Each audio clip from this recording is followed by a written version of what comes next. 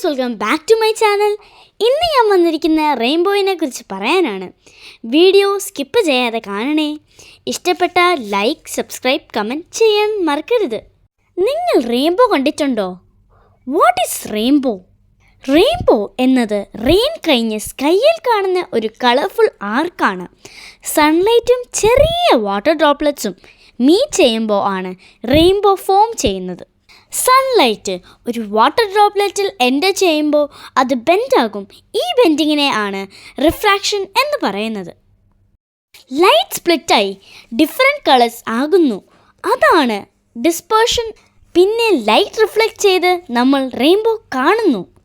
റെയിൻബോയിൽ 7 colours ഉണ്ട്, അതായത് VIBGYOR, violet, IndiGo, blue, green, yellow, orange and red.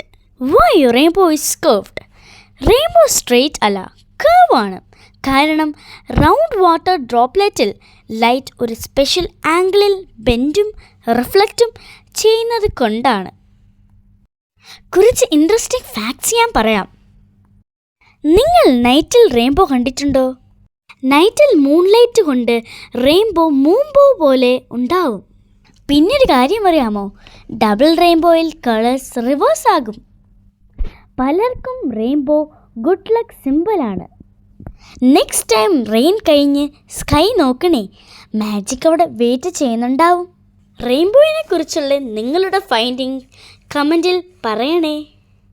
Red and orange, yellow to green and blue and violet, you look up high, what a view, a rainbow just for you.